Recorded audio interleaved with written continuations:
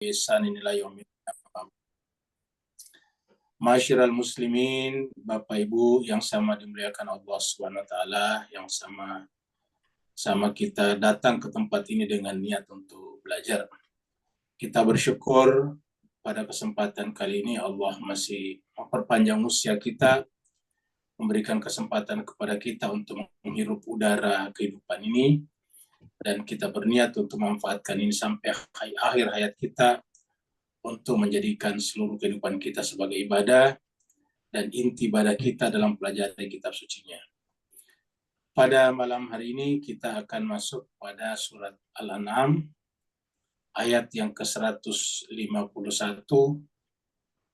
ayat yang ke-156 sampai 160. Jadi ayat yang ke-156 sampai 160.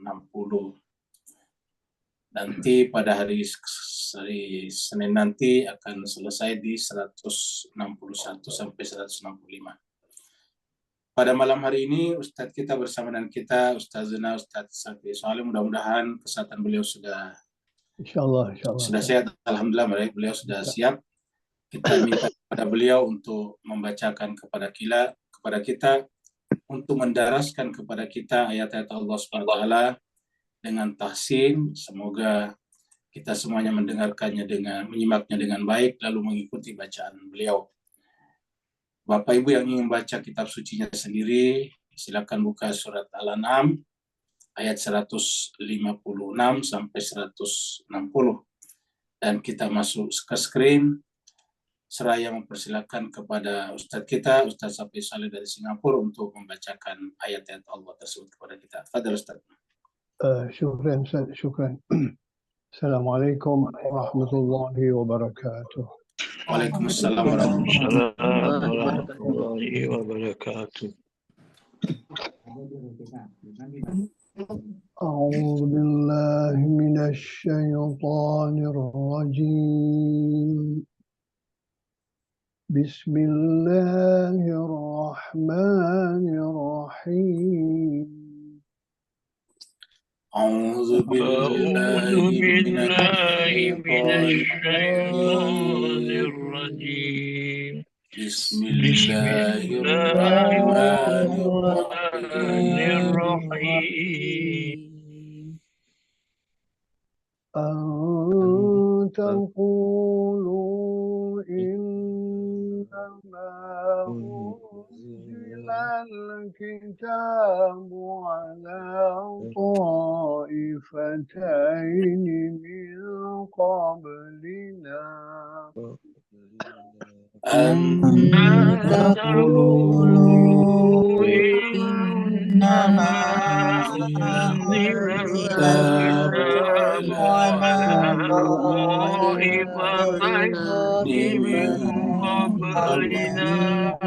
قبلنا وإن كنا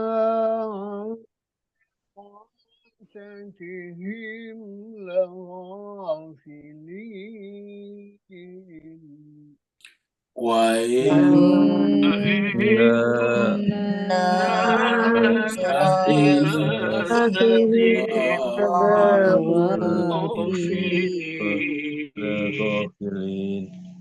أو تقولوا لو أن أنزل كتاب أو تقولوا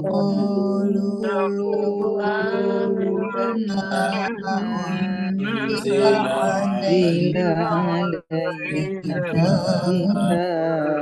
لكنا أهدى منهم لكنا أهدى فقد جاءكم بينة لكنا أهدى منهم فقد جاءكم بينة فقد جاءكم بينة من ربكم وهدى ورحمة فقد فقد جاءكم بينة من من ربكم ربكم وهدى وهدى ورحمة ورحمة فمن أظلم ممن كذب بآيات الله وصدف عنها فمن فمن أظلم كذب ممن كذب بآيات الله وصدف عنها سنجزي الذين يصدفون عن آياتنا سوء العذاب سنجزي الذين يصدفون عن يصدفون عن آياتنا سوء العذاب عن آياتنا سوء العذاب بما كانوا يصدفون عن آياتنا سوء العذاب بما كانوا يصدفون هل ينظرون إلا تأتيهم الملائكة هل ينظرون إلا أن تأتيهم تأتيهم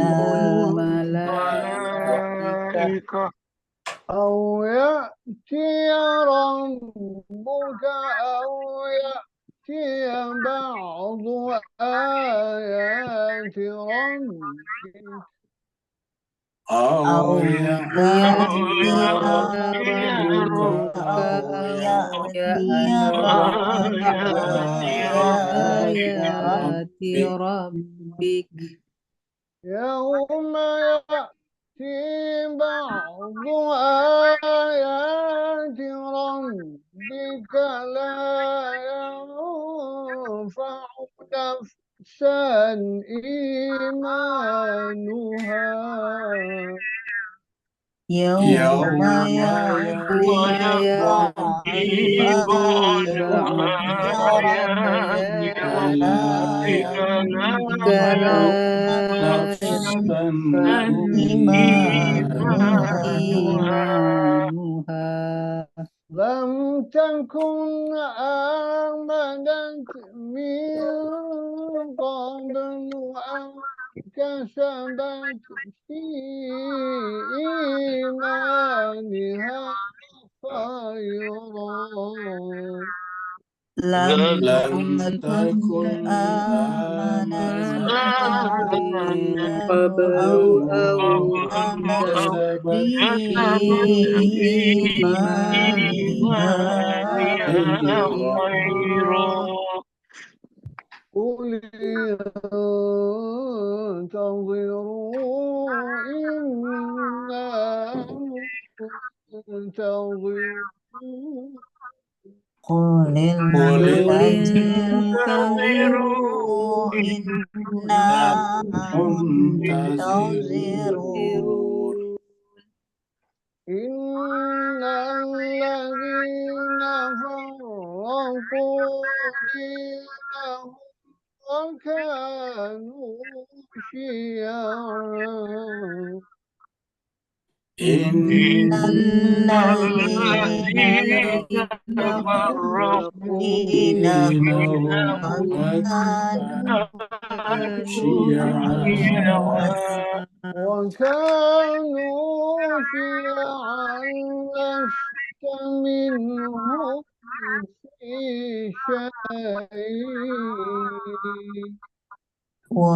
وكانوا شيعا لست منهم في شيء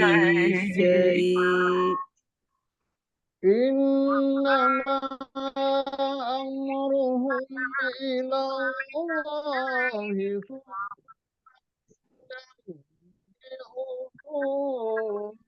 بما كانوا يفعلون إنما أمرهم إلى إلى الله ثم ينبئهم بما كانوا يفعلون. يفعلون. من جاء بالحسنة فله عشر أمثالها من من جاء بالحسنة بالحسنة فله فله عشر أمثالها أمثالها ومن جاء بالسيئة فلا يجزى إلا مثلها وهم لا يظلمون ومن ومن جاء بالسيئة فلا يجزى إلا مثلها وهم لا يظلمون. صدق الله العلي العظيم. صدق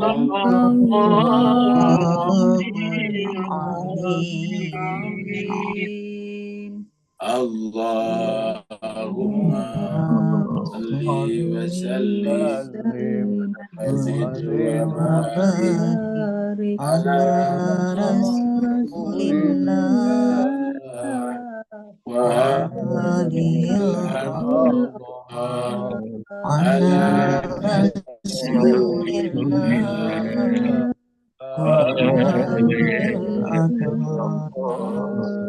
اللهم صل على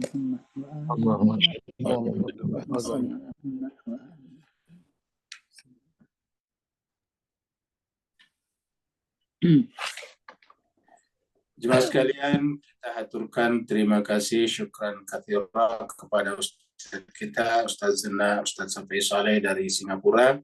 Semoga apa yang beliau bacakan kepada kita semuanya tadi dan kita ikuti bersama, Allah SWT jelmakan nanti di akhirat menjadi makhluk-makhluk yang menyenangkan, yang disebut dengan tajassul amal, yang akan menjadi syafaat bagi beliau untuk ditempatkan di tempat mulianya. Begitu juga jemaah sekalian, Bapak Ibu, Tuan dan Puan semuanya yang ingin baca Al-Quran tadi, semoga juga Allah SWT menjadikan Al-Quran itu sebagai penyambung rasa antara Bapak Ibu dengan Allah SWT, bahkan dengan seluruh realitas. Karena seluruh realitas, seluruh kenyataan itu terhubung dengan Allah. Dan ketika kita membaca Al-Quran tadi, kita bersambung dengan Allah dan berarti bersambung dengan seluruh kenyataan. Kita teruskan surat Al-An'am.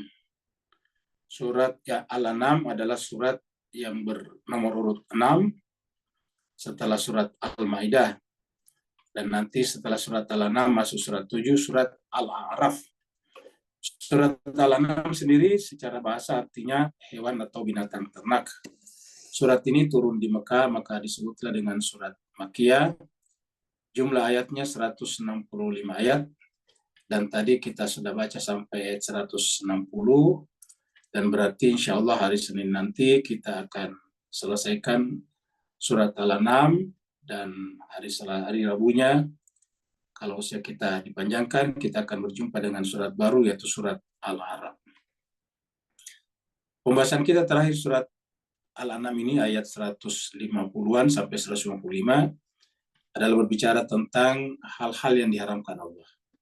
Jadi ada makanan yang diharamkan Allah seperti misalnya bangkai, darah, daging babi, hewan-hewan yang secara zat halal tetapi disembelih tidak menyebut nama Allah juga jadi haram. Tetapi ada juga perbuatan-perbuatan yang diharamkan. Perbuatan yang diharamkan itu baik disebutkan secara langsung keharamannya ataupun dipahami dari kebalikannya yang dalam bahasa tafsir disebut dengan mafhum mukhalafah. Jadi yang disebutkan misalnya berbuatlah baiklah kepada kedua orang tua. Berarti haram kita durhaka kepada orang tua. Itu ada 10 poin kemarin. Ada 5 poin di ayat 151, kemudian 4 poin di 152, dan 1 poin di 153, totalnya menjadi 10 poin. Setelah itu Allah berbicara tentang Nabi Musa yang kepadanya diberikan kitab suci, dan kemudian terakhir ayat 155 berbicara tentang Al-Quran. Jadi seakan-akan Allah memberikan pesan bahwa Al-Quran ini bukanlah kitab suci baru. Al-Quran sudah didahului oleh kitab suci seperti Injil, Zabur, Taurat, dan bahkan Suhufil Ula. Artinya apa? Artinya bahwa ajaran-ajaran pada kitab-kitab suci sebelumnya yang merupakan kitab suci samawi, semuanya sekarang masuk di dalam Al-Quran, sehingga kalau kita membaca Al-Quran, mengimani Al-Quran, maka sudah sama dengan membaca seluruh kitab-kitab suci samawi sebelumnya. Dan mengimaninya sama dengan mengimani kitab-kitab suci samawi sebelumnya tersebut. Mari kita review ataukah mulai ikhtisarkan dari ayat 155.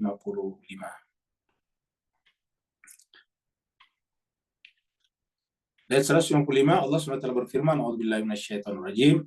Wahada. Jadi setelah berbicara tadi tentang yang diharamkan, perbuatan-perbuatan yang diharamkan, lalu kemudian bicara tentang kitabnya Nabi Musa, lalu kemudian 155 Allah berfirman wahada, dan ini maksudnya yang kita baca ini Al-Quran. Kemudian Al-Quran kita selalu sampaikan, Quran itu bukan hanya Quran, seluruh buku kitab suci mempunyai 2. Jadi bukan hanya kitab suci tapi buku juga. Tidak ada buku ekonomi kalau tidak ada ahli ekonomi yang menulis buku tersebut. Jadi setiap buku yang kita baca sekarang itu pasti ada penulisnya. Dan yang kita baca dalam buku itu semua ada di dalam jiwa, pikiran, mental penulisnya. Maka dengan demikian Al-Quran juga begitu. Ada yang kita baca sekarang dan ada yang mengucapkan Al-Quran sehingga kemudian didengar dan dihafal. Yang mengucapkan Al-Quran itu yang menerima Al-Quran langsung, namanya Nabi Muhammad kita. Dengan demikian Al-Quran ini yang kita baca aslinya berasal dari jiwanya Nabi Muhammad, sehingga Nabi Muhammad itu yang kita sebut dengan Al-Quran yang asli, Al-Quran yang berbicara. Ini adalah diucapkan, lalu kemudian dicatat, lalu kemudian diperbanyak secara turun-temurun, akhirnya sampai kepada kita. Maka dikatakan wahada. Inilah Al-Quran, baik yang tertulis ataupun yang hidup atau kan disebut dengan natiq, adalah sebuah kitab. Kitabun. Kata sebuah kitab itu adalah tertulis. Kitabun itu dari kata-kata bayak tubuh. Tertulis artinya apa? Ketentuan-ketentuan. Makanya maktub tertentu namanya maktub. Kitab artinya ketentuan-ketentuan. Anzalnahu, kami turunkannya, mubarakun, penuh dengan keberkahan. Maka kemudian fattabi'uhu. Jadi kata-katanya ikutilah Al-Quran itu. Nah, jadi kalau kita selalu mengulang-ulangi pentingnya Al-Quran di sini bukan karena kita ingin didengarkan sama sekali, tidak. Tapi mengulangi Al-Quran saja mengatakan ini. Inilah Al-Quran yang kami turunkan penuh dengan keberkahan, maka ikutilah Al-Quran itu. Karena dengan mengikuti Al-Quran berarti terberkahi. Wattaqu, dan bertakwalah, la'allakum turhamun. Mudah-mudahan dengan takwa kalian itu mengundang rahmat dari Allah Subhanahu wa taala. Sekarang kita masuk pada ayat baru 156. Kalau jemaah sekalian lihat ini adalah kitab Perjanjian Lama, itu kitab buku Yesaya. Jadi tulisannya itu The Book of Isaiah. Jadi ada nama kitab Kejadian, kitab Keluaran, dan sebagainya. Ini adalah kitab Yesaya. Nah, jemaah sekalian berbahagia, ini adalah Perjanjian Lama. Perjanjian Lama itu kemudian masuk di dalam perjanjian, di dalam Alkitabnya saudara-saudara kita yang beragama Nasrani. Jadi Nasrani itu terdiri dari Perjanjian Lama dan Perjanjian Baru. Perjanjian Lama ini berasal dari Nabi Musa dan Nabi Daud. Jadi dengan demikian mewarisi Al-Quran, mewarisi semuanya. Allah berfirman, "Antaqulu innama unzilal kitabu." Kenapa diturunkan Al-Quran? Ya, kenapa diturunkan Al-Quran? Antaqulu, agar kalian nanti tidak akan menyesal dan berkata, innama unzilal kitab. Wah, sungguhnya diturunkanlah kitab suci. Unzil itu diturunkan Alkitab, kitab suci, ala ta'ifataini, kepada dua golongan. Ya, nanti dia seakan-akan berkata di akhirat, lah kepada dua golongan diturunkan kitab suci. Ya, golongan apa itu? Yang pertama adalah golongan Yahudi dan yang kedua golongan Nasrani. Yahudi itu adalah rasnya Bani Israel, sedangkan Nasrani ada Bani Israel, tapi mayoritas adalah di luar Bani Israel. Pada saat itu kebanyakan dari kalangan bangsa Romawi pada saat itu. Namanya bangsa Romawi itu bukan berarti rasnya sama, tetapi orang yang berada dalam wilayah kerajaan Romawi pada saat itu. Pada saat Al-Quran diturunkan, kerajaan yang paling besar yang membentang dari Afrika, Asia sampai kepada Eropa itu adalah Romawi. Nah, Romawi ini pada saat itu sudah menggunakan agama Kristen sebagai agama resmi negara atau agama resmi kerajaan. Rivalnya di timur ada kerajaan Persia yang menggunakan agama Zoroaster, agama Majusi sebagai agama resmi negara mereka. Di satu adalah agama Zoroaster, satunya lagi agama Nasrani. Nah, untuk Yahudi menggunakan kitab Taurat, sedangkan untuk Nasrani menggunakan kitab Injil. Nah, pada saat itu Mekah itu kan terisolasi ya. Mekah itu tidak ikut pada Romawi dan tidak ikut pada Persia, itu Mekah. Romawi juga tidak merasa tertarik untuk mengambil atau menguasai Mekah. Kenapa? Karena daerah ini terisolasi dan tidak ada sumber dayanya. Maka kita tahu satu-satunya yang bisa mendatangkan uang di Mekah itu adalah pelaksanaan haji dan umroh. Makanya pernah suatu saat kerajaan Romawi atau Raja Romawi memerintahkan gubernurnya yang ada di Yaman, yaitu Abraha, untuk memindahkan Ka'bah, memindahkan Hajar Aswad menuju ke Yaman untuk supaya masuk dalam wilayah kerajaan Romawi. Waktu itu Yaman di bawah kerajaan Romawi. Supaya ketika orang berhaji umrah pergi ke sana, dan artinya bahwa menjadikan Romawi sebagai tempat beribadah dan ada peluang untuk mendapatkan pendapatan di sana. Nah, jadi Mekah itu adalah terisolasi dalam pengertian dia tidak masuk dalam wilayah Nasrani, tidak juga masuk dalam wilayah Majusi atau Zoroaster. Mereka punya keyakinan sendiri selain daripada meneruskan milah Ibrahim, mereka campur dengan syirik, yaitu menyembah berhala. Nah, maka mereka mengatakan, ya nanti di akhirat mereka akan mengatakan bahwa tidak diturunkan kepada kami kitab suci seperti yang diturunkan kepada dua golongan min qablina sebelum kami, yaitu Yahudi dan Nasrani. Wa in kunna an dirasatihim lagafilin. Dan sesungguhnya kunna kami dulu di dunia an dirasatihim, dalam mempelajari kitab suci itu adalah gafilin. Artinya apa? Seandainya kami juga diberikan kitab suci selain daripada Taurat dan Injil, ya kami nanti kemudian di akhirat berhak mengatakan bahwa kami pantas masuk surga neraka karena kami lalai daripada pelajaran kitab suci tersebut. Tapi kalau kitab sucinya tidak ada, bagaimana kami berkata kunna an dirasatihim ghafilin, bahwa kami lalai dalam mempelajari kitab suci tersebut. Jadi ingat mas sekalian, kata-kata dirasa itu adalah pelajaran. dirasa, madrasah, darasa yadus itu adalah satu kata. Jadi dirasa itu adalah pelajaran, madrasah tempat belajar, darsun pelajarannya gitu. Jadi ini satu.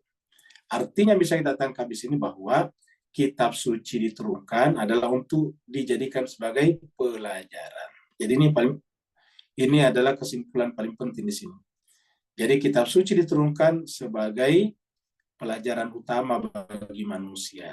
Ini yang disampaikan oleh orang-orang kafir Quraisy di Mekah. Ingat, surat Al-An'am tadi adalah surat Makkiyah ya, jadi ini turun di Mekah. Jadi mereka berkata, kenapa tidak diturunkan kepada kami kitab suci seperti yang diturunkan kepada umat sebelum kami, yaitu Yahudi dan Nasrani. Kalau diturunkan kepada kami kitab suci, ya nanti di akhirat barulah kami berhak mengatakan kami lalai terhadap kitab suci tersebut. Tapi kalau kitab sucinya tidak ada, ya lalai dari mana? Nah begitulah. Nah jadi mereka berargumen seperti itu. Nah, kita lihat yang seperti ini di dalam ayat lain dalam Al-Quran ini. Kita lihat surat Al-Qalam. Al-Qalam ini surat 68, ayatnya 35-36 ya.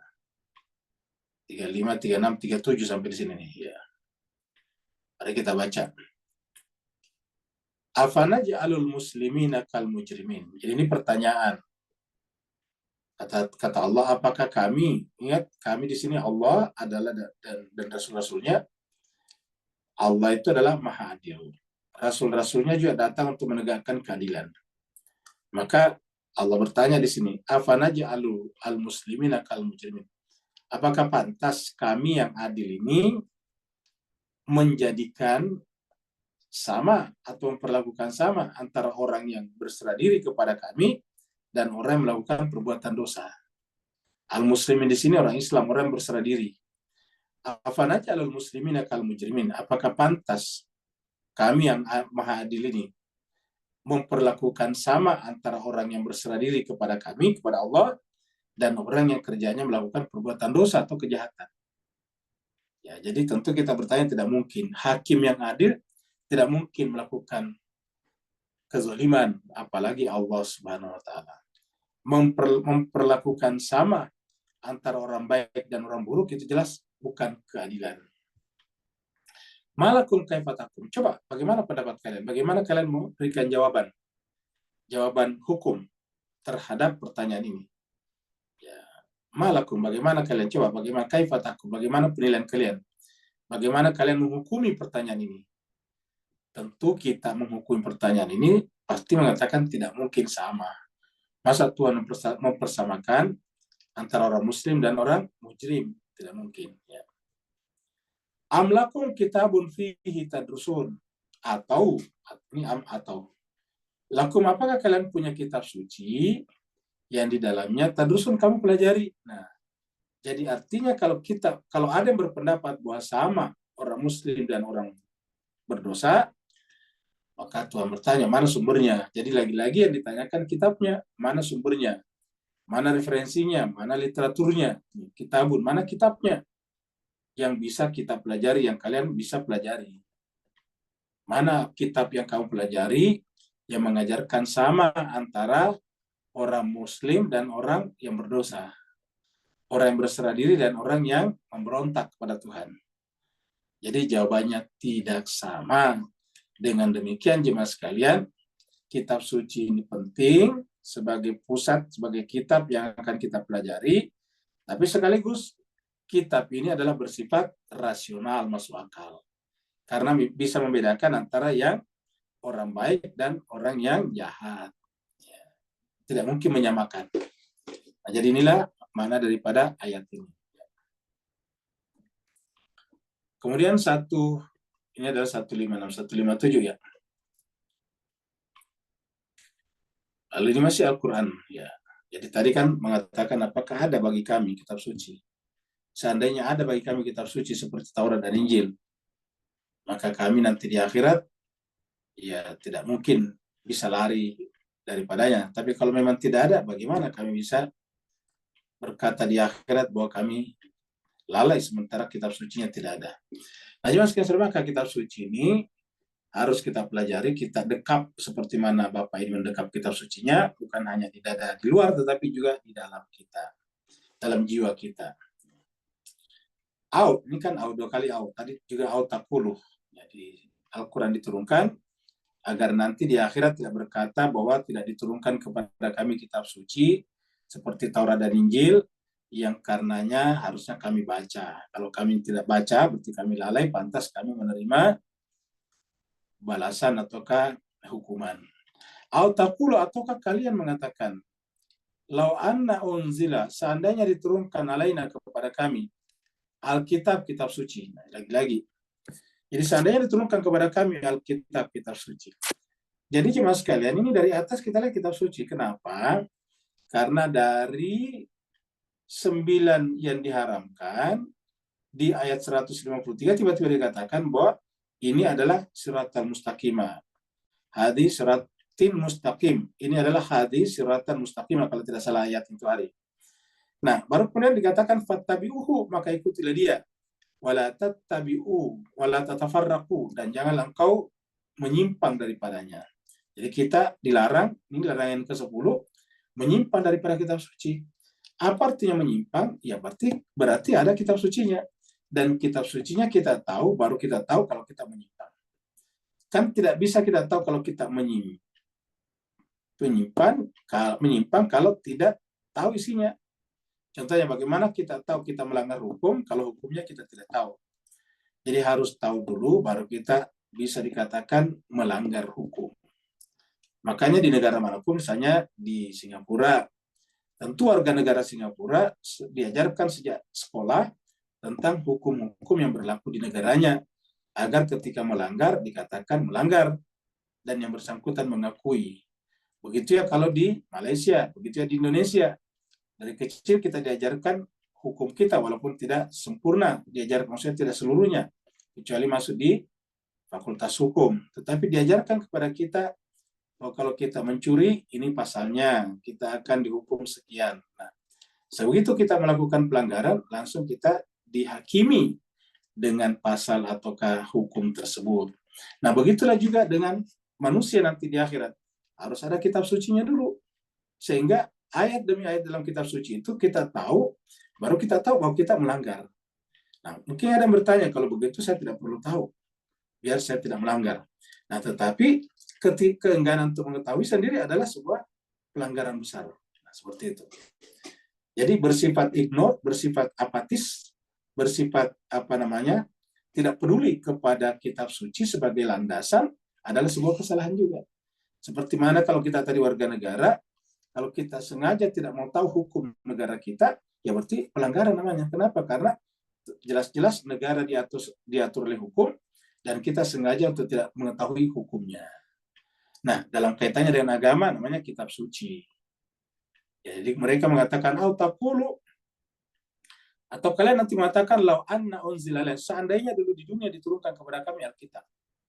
Kalau seandainya diturunkan kitab suci kepada kami di dunia, lakunna ahda minhum, maka pasti kami, lakunna itu benar-benar kami, kita artikan saya pasti kami, ahda lebih benar jalannya, ahda itu lebih mengikuti petunjuk, lebih benar, kita artikan saja ini adalah benar. Seandainya di dunia kami diberikan juga kitab suci, kami pasti lebih benar jalannya minhum, daripada mereka. Siapa mereka? Yang tadi yaitu dari sini kita lihat pentingnya kitab suci, dan bahwa orang benar jalannya atau tidak, yaitu diukur, diparameteri dengan kitab suci. Dengan demikian kitab suci inilah yang mutlak sebetulnya. Faqad ja'akum bayyinatun min rabbikum wa hudan wa rahmatun. Jadi ketika mereka mengatakan atau kalian, ini kata-kata kalian itu orang-orang kafir Quraisy yang mengatakan bahwa seandainya diturunkan kepada kami kitab suci, maka Allah mengatakan faqad ja'akum. Nabi Muhammad yang kalian debat, Nabi Muhammad yang kalian tolak itu adalah kitab suci itu sendiri. Faqad, maka sungguh ja'akum, datang kepada kalian ini. Sungguh datang kepada kalian. Bayyinatun. Apa itu bayyinatun? Ya kitab suci. Jadi bayyinatun ini adalah kitab suci Alkitab. Bayyinatun.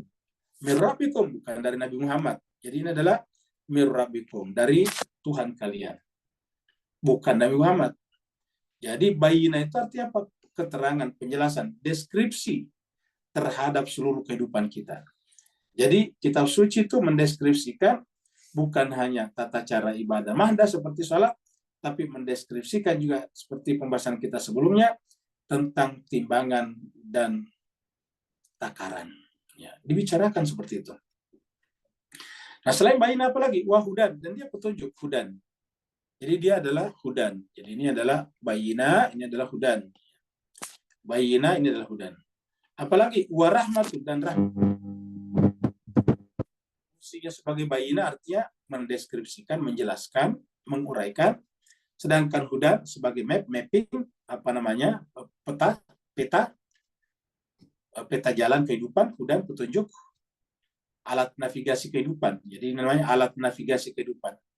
Kemudian warahmatun, apa itu rahmat? Yaitu pemberi kesejukan. Rahmat itu menyebabkan manusia itu memiliki semakin tebal cinta dan kasih sayangnya kepada sesama. Itu rahmat. Ya.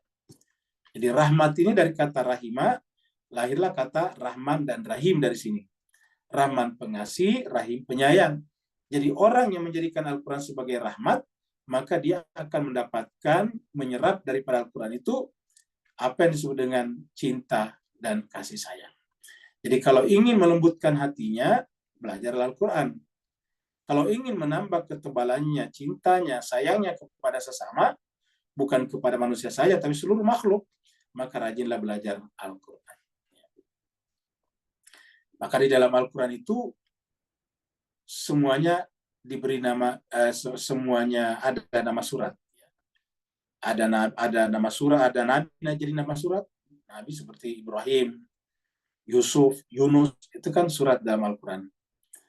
Ada juga nama orang biasa, maksudnya bukan nabi, seperti Maryam, Ali Imran, itu Ali Imran, keluarga Imran. Kemudian ada lagi Luqman misalnya. Jadi itu. Tapi pada saat yang sama ada juga ada juga makhluk kecil seperti misalnya an-nahl, nahl, lebah, namal, semut, ada seperti itu dalam Al-Quran. Artinya apa jemaah sekalian? Artinya bahwa relasi kita kepada semuanya harus sama. Kita juga harus memiliki cinta dan kasih sayang kepada manusia, juga kepada hewan-hewan kecil seperti lebah dan semut. Karena ada di dalam Al-Quran. Begitu juga dengan yang lain-lain seperti nama hewan, seperti misalnya Al-Baqarah, sapi betina, ada juga nama Al-Fil misalnya, gajah, itu ada dalam Al-Quran surat Al-Fil, gajah. Nah, jadi nama-nama ini ada di dalam Al-Quran. Ya, jadi supaya apa? Supaya kita memperlakukan mereka sama. Jadi Al-Quran itulah yang menempatkan kesamaan atau equality, egalitarianisme, egaliter, bukan saja kepada sesama manusia, tapi juga kepada seluruh makhluk. Luar biasa. Jadi orang yang rajin mentadaburi Al-Quran pasti akan lembut hatinya, bukan hanya terhadap sesamanya, tetapi juga kepada makhluk-makhluk yang lain. Karena bagi seorang pembaca Al-Quran, tidak ada satu makhluk pun yang tidak mencerminkan keberadaan penciptanya. Setiap makhluk adalah ibarat cermin yang di dalamnya kita melihat wajah penciptanya. Maka Allah mengatakan, faman azlam, siapakah yang lebih zalim? Faman azlam. Siapakah yang lebih zalim? Mimman, daripada atau ketimbang orang-orang yang kadzdzaba bi ayatillah. Jadi yang paling zalim itu adalah mendustakan ayat Allah. Mendustakan ayat-ayat Allah, yaitu yang ada dalam kitab suci Al-Quran. Wasadafa'na, dan berpaling daripadanya. Jadi sudah mendustakan, berpaling. Berpaling artinya tidak ada keinginan untuk belajar. Makanya ketika ditanya, ketika berjumpa dua hal, Al-Quran dan yang lain, maka mana kita harus prioritaskan? Tentu Al-Quran, kecuali kalau yang lain menyangkut masalah nyawa. Jadi wasadafa'an, karena dikatakan di sini, adakah yang lebih zalim ketimbang daripada orang-orang yang mendustakan ayat-ayat Allah dan berpaling daripadanya? Tentu semua kita mengatakan paling zalimlah orang yang mendustakan ayat Allah dan berpaling daripadanya. Nah, apa kata Allah? Allah mengatakan kalau sepakat bahwa yang paling zalim itu adalah orang yang mendustakan ayat Allah dan berpaling daripadanya, baru Allah mengatakan sanajzil ladzina yasdifuna an ayatina su'al adab. Kami akan timpakan membalas kepada orang-orang yasdifuna an ayatina. Orang-orang yang berpaling dari ayat kami. Jadi orang-orang yang berpaling meninggalkan ayat kami su'al adab, seburuk-buruk adab. Seburuk-buruk adab. Jadi kalau kita mendapatkan imbalan yang paling baik, muliakanlah Al-Quran. Ya, kalau perlu kita rela mengorbankan yang lain demi Al-Quran. Oh, kenapa? Karena mendahulukan Al-Quran sama dengan mendahulukan Allah. Karena Al-Quran ini adalah hakikatnya Allah. Al-Quran ini adalah ayat-ayat Allah. Al-Quran ini adalah kata-kata Allah, kalam. Dan Allah itu kalau kita simpulkan dengan satu kata, ya kalam itu. Ya. Jadi maka dikatakan di sini, sanajzil ladzina yasdifuna an ayatina su'al adab, seburuk-buruk adab. Seburuk-buruk, sederita-deritanya adab. Bima kanu yasdifun, disebabkan karena mereka berpaling. Ya. Jadi bima kanu itu disebabkan karena apa? Karena berpaling. Jadi ini ya. Jadi kata yasdifun di sini kita lihat sini ada 3 ya. Yasdifun, sadafa. Ini adalah fi'il madinya tunggal, ini ada fi'il mudhari'nya jamak, ini fi'il mudhari'nya jamak. Jadi ada 3 macam di sini. Ya. Yaitu berpaling. Dari mana? Daripada Al-Quran. Wasadafa anha. Dan terakhir ditutup dengan 2 kata yasdifuna dengan kata yang sangat jelas, yaitu sanajzil ladzina yasdafuna an ayatina. Kami pasti akan memberikan balasan atau hukuman kepada orang-orang yang berpaling menjauh daripada ayat-ayat kami dengan seburuk-buruknya hukuman atau azab, seburuk-buruknya penderitaan. Dan ketika mereka mendapatkan seburuk-buruknya penderitaan, itu pada dasarnya bukan dari kami, tetapi bima kanu yasdifun, tapi konsekuensi akibat daripada keberpalingan mereka dari kitab suci Al-Quran. Jadi jemaah sekalian jelas ya. Kita lihat lagi di sini nih. Ya. Kita surat Al-Ankabut ini 9 sampai 30. Sampai 30 ya. Karena 69 ya. Surat 39 ayatnya 68 sampai 69.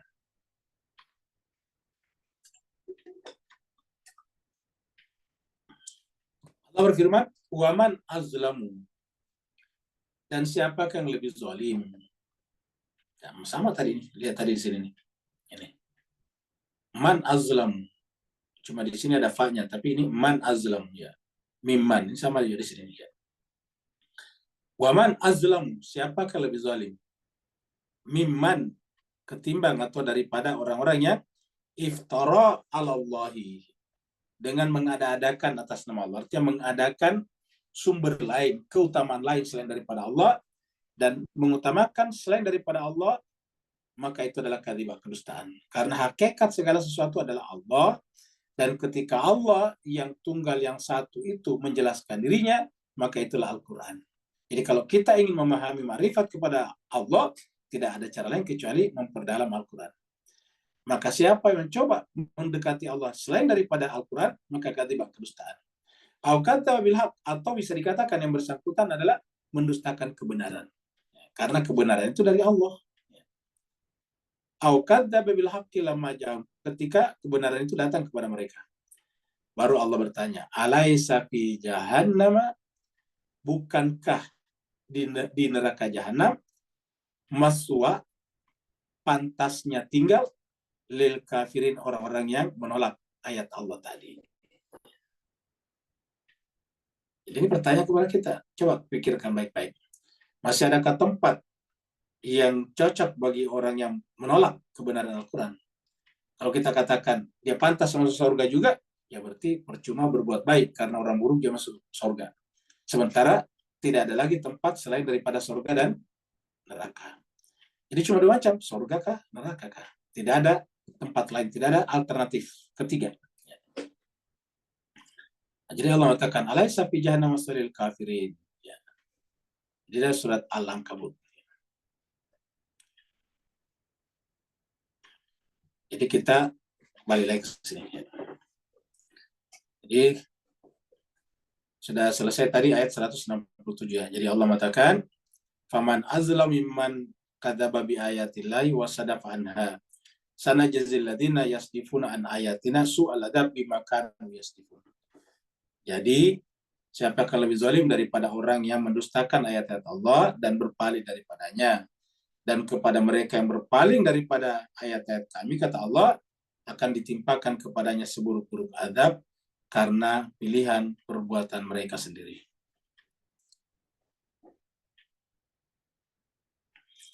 Ini adalah ilustrasi malaikat saja. Hal yang zuruna, tiadalah mereka. Jadi mereka tadi yang manusia tadi ini. Jadi manusia ini jemaah sekalian yang tadi menolak ayat-ayat Allah atau berpaling daripadanya, maka Allah mengatakan tiadalah mereka tunggu. Kok kenapa menggunakan kata menunggu di sini? Ya. Hal yang zuruna, tiadalah mereka tunggu ilah. Jadi ini adalah hal lawannya ilah. Jadi karena ada di sini ilah, makanya adalah tiadalah. Tiadalah yang mereka tunggu. Ilah kecuali. Kok kenapa menggunakan kata menunggu, menanti? Karena hidup ini di dalam kehidupan dunia selalu berada dalam waktu. Waktu itu artinya apa? Bergerak. Ketika kita bergerak kan berarti selalu menunggu. Namanya waktu itu selalu menunggu. Misalnya kita sekarang ada di malam hari, berarti kan menunggu datangnya fajar. Kalau kita berada di fajar kan menunggu datangnya siang. Kalau kita ada di siang kan menunggu datangnya malam. Kalau kita sekarang di tahun 2024 kan kita tunggu datangnya 2025. Ya, seperti itulah. Kalau kita sekarang berada di bulan Agustus kan kita tunggu bulan September. Bahkan kalau kita sekarang hidup, berarti yang kita tunggu adalah kematian. Jadi kita selalu dalam keadaan menunggu. Nah, karena kita semuanya menunggu, Allah mengatakan tiadalah mereka tunggu illa kecuali. Jadi tinggal apa yang kita tunggu. Jadi semua kita berada dalam menunggu. Tinggal apa yang kita tunggu yang membedakan kita dengan orang lain. Nah, Allah mengatakan bagi mereka tadi yang berpaling daripada kitab suci Allah mengatakan tiadalah yang mereka tunggu illa kecuali antatiyahumul malaika, yaitu datangnya kepada mereka malaikat. Ini yang pertama yang mereka tunggu. Datangnya kepada mereka malaikat. Yang kedua adalah au ya'tiya rabbuka, atau datangnya Tuhan kamu. Au atau. Jadi au itu adalah bukan dan ya, au salah satunya. Kalau dan kan semuanya yang ditunggu ini dan ini dan ini. Kalau ini au berarti kan salah satunya dari tiga nanti nih. Au ini ada satu lagi. Au ya'tiya ba'du ayati rabbika. Jadi ada lagi di sini. Au ya'tiya ba'du ayati rabbika. Jadi ada tiga di sini kita lihat. Ada tiga, satu ini, dua ini, dan tiga ini. Ya. Jadi tiadalah mereka tunggu illa kecuali antatiyahumul malaika. Datangnya kepada mereka malaikat. Apa maksudnya? Yaitu malaikat maut. Jadi siapa kita ini, Bapak Ibu termasuk saya, kita sekarang duduk di sini tapi sebetulnya sedang menunggu. Apa yang kita tunggu? Ya paling tidak kita menunggu yang sama, yaitu datangnya malaikat maut. Tidak ada di antara kita yang tidak menunggu malaikat maut. Kalau manusia bisa saja pura-pura tidak tahu, tetapi kepura-puraan kita untuk tidak tahu tetap akan datang kepada kita malaikat maut. Artinya malaikat maut tidak datang hanya karena kita tidak welcome kepadanya. Kita welcome atau tidak welcome kepada malaikat maut tetap datang. Kita suka atau tidak suka, kita siap atau tidak siap, ya malaikat maut akan tetap datang. Itulah semuanya kita tunggu. Ya. Siapapun kita, apapun kita, jabatan kita semuanya dalam keadaan menunggu. Ya. Hal yanzuruna illa antatiyahumul malaika, dan kita sudah tahu semuanya apa yang terjadi kalau malaikat maut datang. Tuan-tuan, puan-puan, bapak, ibu pasti sudah tahu semuanya. Apa yang akan terjadi kalau malaikat maut datang? Pasti kita semua tahu. Kalau malaikat maut datang, maka kehidupan kita berakhir di dunia ini. Jiwa kita dipindahkan ke alam berikutnya, alam barzakh. semua selain daripada jiwa kita ditinggalkan di dunia. Tanah kita, kereta kita, atau mobil kita, dagangan kita, niaga kita, istri suami kita, anak-anak kita, cucu-cucu kita, bahkan tubuh kita yang kita rawat setiap hari ini adalah juga akan kita tinggalkan. Ya. Jadi tidak ada yang kita bawa. Kalau itu, maka dikatakan kalau ada orang yang melanggar atau kayak menolak kitab suci Al-Quran, ya tidak apa-apa, silakan. Tetapi penolakan mereka terhadap kitab suci tidak lantas menyebabkan juga mereka punya kuasa untuk menolak kedatangan malaikat. Yang kedua, ayat rabbuka, atau datangnya Tuhanmu. Apa artinya datangnya Tuhanmu di sini? Yaitu datangnya Tuhan kepada kita membawa kejadian-kejadian. Kan semuanya ini urusan Tuhan. Ya. Datang kejadian, misalnya kita punya harta, harta diambil. Kita punya jiwa, kita punya pangkat, pangkat diambil. Kita punya suami, suami diambil. Kita punya istri, istri diambil. Kita punya orang tua diambil. Kita punya anak, anak diambil. Tuhan bisa datang, ya, mengambil semuanya. Dalam keadaan kita masih hidup ini. Kalau ini tadi mati. Dalam keadaan kita masih hidup bisa terjadi perubahan status kehidupan dengan sangat drastis. Atau datangnya sebagian daripada Tuhan.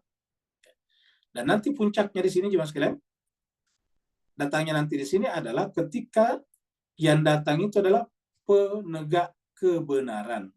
Ketika datang nanti di sini.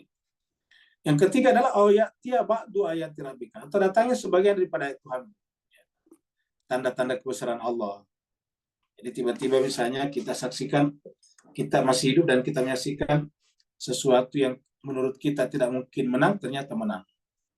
Sesuatu yang tidak mungkin kalah, ternyata kalah. Kalau kita hidup pada zamannya Nabi, yang namanya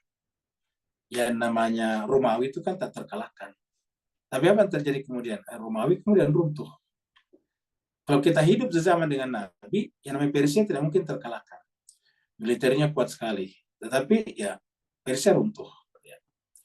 Kalau kita hidup sezaman dengan sesaat sebelum Nabi lahir, ketika pasukan bergajah mengepung Mekah dan penduduk Mekah tidak bisa berbuat apa-apa, maka pasti kita berpikir tidak mungkin mengalahkan Abraha.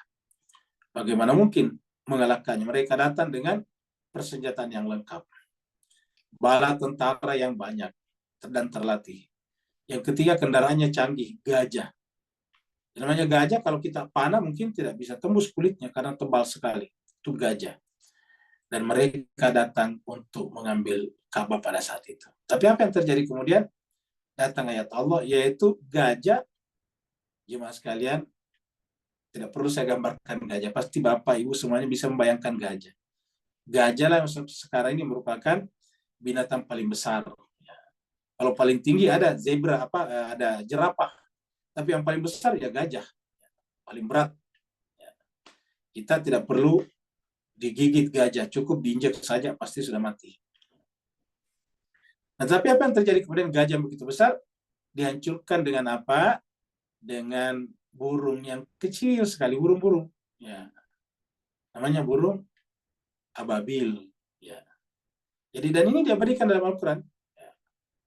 Alam tara kaifa fa'ala rabbuka bi ashabil fil alam yaj'al kaidahum fi tadlil wa arsala alaihim tayran ababil.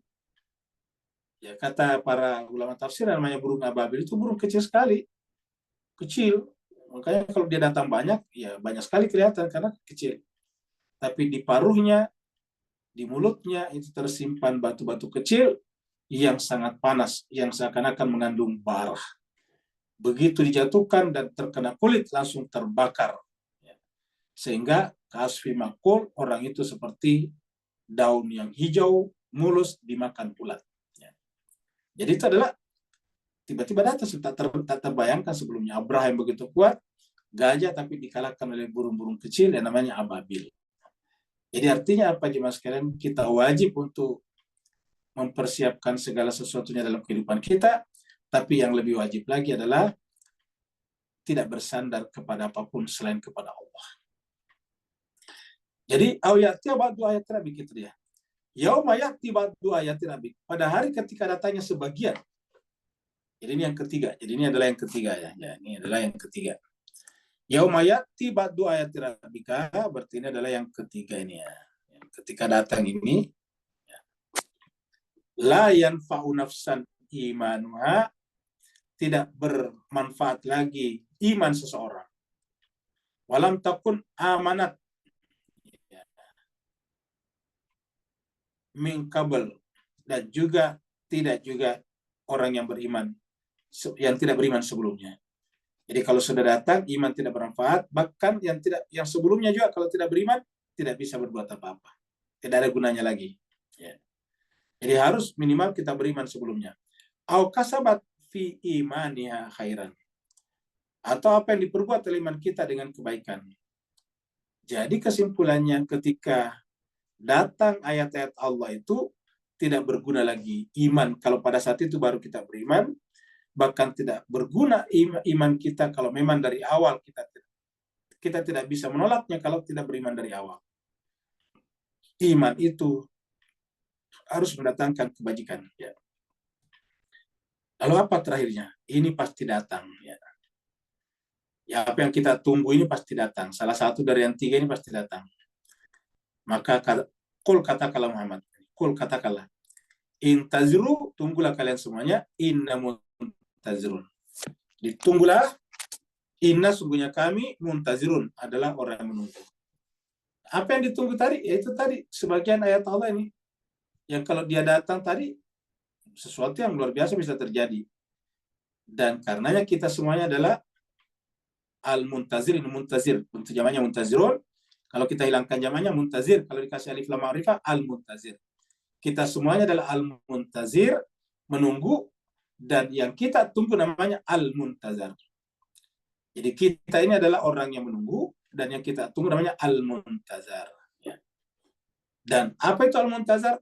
Adalah yauma ya'ti ba'du ayati rabbik. Yaitu saat masa era ketika datangnya sebagian tanda kebesaran Tuhan. Ya, karena kapan kebesaran Allah semuanya datang?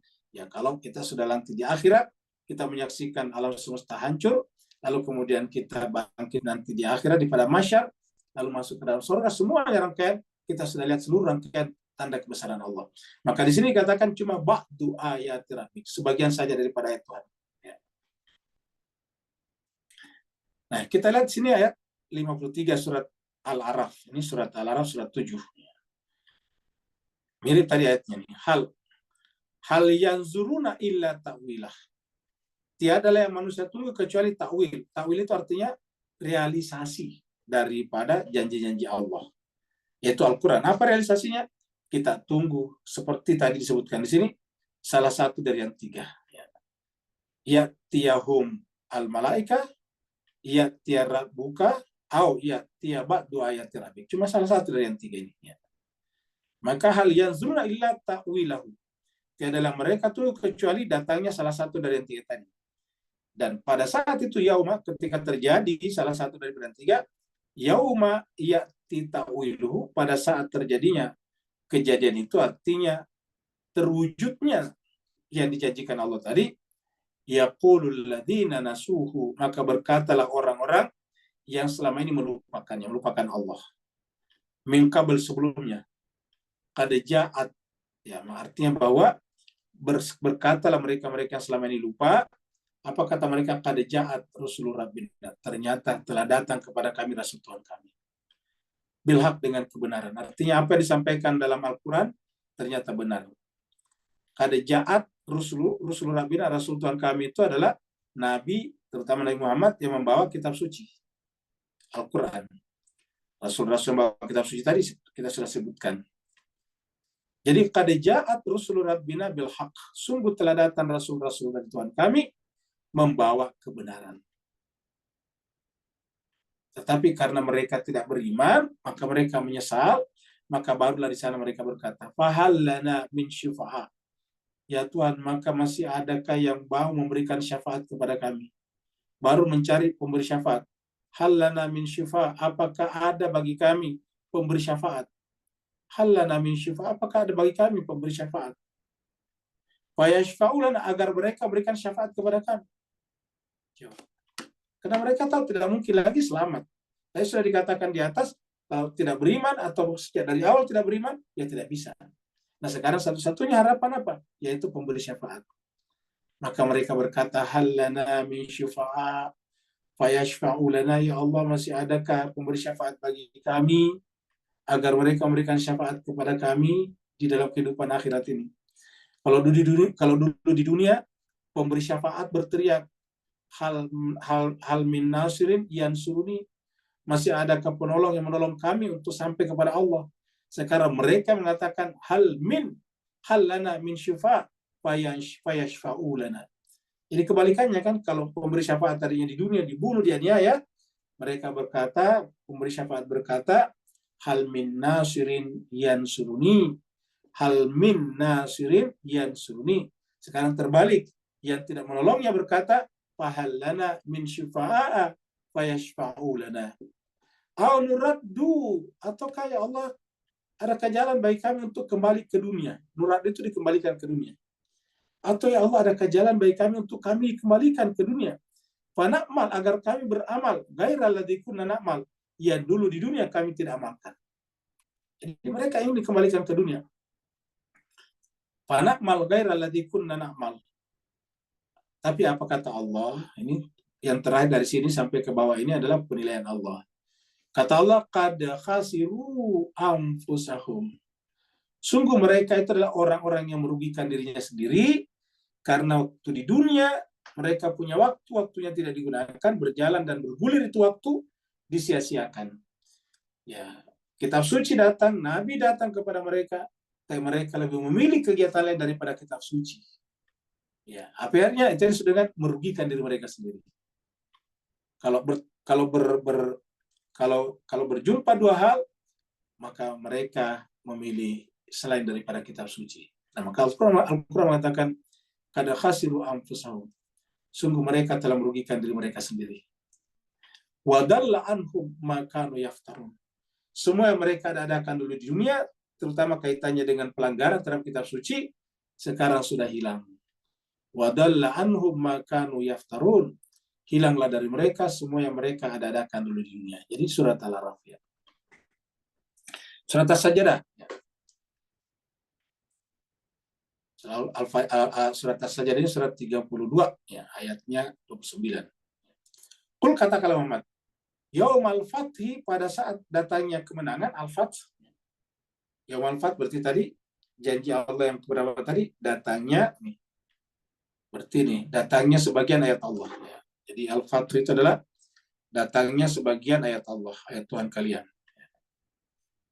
Ada data yang tadinya kita tidak sangka kalah bisa kalah. Yang tadinya kita tidak sangka menang bisa menang. Yang tadinya sangat arogan tiba-tiba tersungkur. Yaumal fathi, pada saat terjadinya al-fath, kemenangan, dan ini yang dibicarakan di dalam surat Iza ja'a nasrullah. Iza ja'a nasrullahi wal fath. Wal fath sama. Iza ja'a nasrullahi wal fath. Wa ra'aitan nasa yadkhuluna fi dinillah. Pada saat itu baru orang berbondong-bondong masuk ke dalam agama Allah. Kenapa? Karena dia melihat tanda kebesarannya luar biasa. Ya, jadi yaumal fathi la yanfa'u, pada saat datangnya kemenangan, la yanfa'ul ladzina kafaru imanahum. Orang-orang yang tadinya kafaru, nolak, sekarang mereka mau beriman, tidak bermanfaat lagi. La yanfa'u, tidak bermanfaat lagi. Alladzina kafaru, orang-orang kafir itu apa yang tidak bermanfaat? Imanahum, iman mereka, imanuhum. Jadi iman mereka tidak bermanfaat lagi. Siapa? Yaitu bagi orang-orang yang waktu sebelum datangnya ayat Allah itu ingkar, menolak. Walahum yunzarun, dan mereka tidak akan diberikan tangguh. Kita kembali lagi ke sini. Jadi intinya di sini adalah qul intaziru inna muntazirun. Katakanlah, tunggulah, sebenarnya kami yang termasuk menunggu. Yang sekalian berbahagia, ayat berikutnya berbicara tentang pentingnya persatuan. Ya. Karena berbicara tentangnya persatuan, kita bicara tentang kasus kematian Ismail Haniyeh. Ismail Haniyeh ini Kita tahu semuanya karena sering ada di televisi orangnya. Kalau kita sebut Ismail Hani pasti terbayang ini orangnya, fotonya. Orangnya apa namanya, orang Palestina, Arab Palestina, kemudian berjenggot putih, berjambang putih. Wajahnya kelihatan teduh seperti itu. Walaupun harusnya tegang, kenapa? Karena dikejar-kejar sama Mossad, Simbet, ataukah dinas-dinas intelijen yang berkoalisi dengan Israel. Ya. Ismail Hani ini adalah lahir di Gaza, di tempat pengungsian, karena tempat aslinya, kampung halaman aslinya sudah menjadi bagian daripada Israel. Sudah diambil oleh Israel sejak tahun 48. Sehingga dengan orang tuanya mengungsi ke Gaza, lahir dan besar di sana, karena lahir tahun 63, sedangkan tadi orang tuanya ke situ 48. Jadi mengungsi ke Gaza, dibesarkan di sana, ya. Dan lahir di tengah-tengah masyarakat yang mayoritas mutlak beragama Islam, mazhab Sunni Syafi'i. Ingat, bermazhab Sunni Syafi'i. Sama dengan Mesir juga Syafi'i. Karena kan Gaza kan, Palestina kan tadinya nyambung dengan Mesir. Sambung. Dari Mesir ke Gaza itu melalui Rafah itu. Ya. Nah jadi kesimpulannya bermazhab Sunni Syafi'i. Ya. Selama ini digambar-gambarkan ada orang yang mengatakan tidak mungkin bersatu Sunni dan Syiah. Siapa yang tidak menginginkan dan siapa yang berkata seperti ini, pasti perkataannya sejalan dengan kepentingan Zionisme internasional. Karena satu-satunya kelompok di dunia yang paling dirugikan kalau bersatu Sunni dan Syiah adalah entitas Zionisme internasional yang membuat negara di atas tanah orang Palestina namanya Israel. Mereka tidak ingin orang Sunni dan Syiah bersatu. Mereka tidak ingin orang Islam bersatu, kesimpulannya begitu. Bukan hanya Sunni Syiah, semua Islam tidak boleh bersatu. Maka dibikinlah gerakan-gerakan terorisme di mana-mana untuk memecah belah persatuan. Digembar-gemborkan kemana-mana bahwa Sunni dan Syiah tidak bisa bersatu.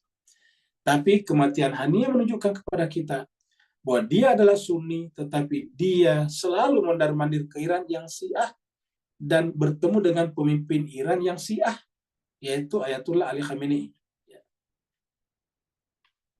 Kita semua tahu kematiannya bahkan di Teheran. Dibunuhnya di Teheran. Dan jelas Berbagai mengatakan bahwa orang Syiah itu benci kepada Sunni ternyata. Coba lihat waktu meninggal kemarin, ini kita ambil dari foto kemarin ini. Ya, ini kemarin di Teheran, hari Kamis ya. Hari ini kan Jumat. Hari ini jenazahnya sudah ada di Qatar. Sekarang kemarin di Iran. Disolati di Teheran. Dipimpin oleh pemimpin tertinggi Iran, yaitu Ayatollah Sayyid Ali Khamenei. Supreme leadernya Iran. Coba lihat sambutannya orang Syiah. Ini orang Syiah ini semuanya mayoritas orang Syiah. Luar biasa. Ya, mereka pengen semuanya menyentuh peti jenazahnya. Lihatlah berebutan mereka. Di koran-koran cuma disebutkan ribuan, padahal kalau kita lihat itu jutaan orang. Minimal ratusan ribu orang. Jalan-jalan penuh di mana-mana. Ya. Dan mereka histeris, semuanya pengen menyentuh. Ya. Jenazah ada dua nih, Ismail Haniyeh dengan bodyguardnya. Bahkan kita tahu jemaah sekalian biasanya orang Syiah itu bertabaruknya kepada orang-orang suci mereka atau orang-orang yang sesama mereka. Tapi kita lihat mereka membawa serban mereka, membawa benda-benda mereka untuk dilapkan di sini untuk bertabaruk kepada mereka. Luar biasa. Padahal ini mereka adalah Syiah. Tapi begitu mereka hormat kepada saudara Sunninya. Jadi kita sampaikan ini adalah momen persatuan yang luar biasa. Ini adalah momen untuk menjawab bahwa sebetulnya Sunni dan Syiah itu bukanlah dua entitas yang harus terpisah. Kalau ada misalkan itu pasti sadar atau tidak sadar adalah bagian daripada agenda Zionisme internasional dan ada yang memelihara itu terus-menerus sampai sekarang di media sosial dan juga di majelis-majelis pengajian. Tapi inilah faktanya, kita bicara fakta. Ya. Yang kalau begini pasti ulama Syiah ini. Ya. Coba lihat mereka ini berserban ulama Syiah. Bayangkan ulama Syiah saja mereka pengen menyentuh jenazahnya. Ya. Luar biasa. Ini di atas mobil kemarin ini. Karena kalau tidak begini nggak bisa. Pasti orang-orang pada berkerubutan.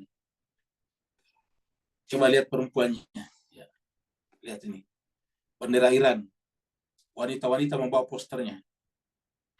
Sejatinya ini adalah Sunni. Tetapi justru yang Syiah di belakangnya. Di depan ini siapa? Ismail Haniyeh. Ini poster yang dibawa oleh mereka. Ini adalah Sulaimani. Ini adalah Al-Muhandis. Ini adalah Mughniya. Ini adalah Said Yasin, Ahmad Yasin, pemimpin Hamas yang juga dirudal oleh Israel. Ya. Ini adalah ahli nuklirnya Iran. Ini adalah ilmuwan Iran. Jadi semua dideretkan. Dan di depannya siapa? Ismail Haniyeh. Yang bawah ini wanita-wanita Syiah ini cuma sekali. Jadi ini menunjukkan bahwa tidak benar ada kebencian Syiah kepada Sunni. Dan harusnya juga Sunni tidak boleh ada kebencian kepada Syiah. Yang menanamkan kebencian ini adalah mereka yang ingin menjadikan umat Islam itu lemah, tak berdaya, sehingga tanah-tanah mereka gampang dicaplok. Minimal sumber daya alam mereka bisa diambil. Jadi inilah persatuan jemaah sekalian. Ini di depan adalah Ismail Haniyeh.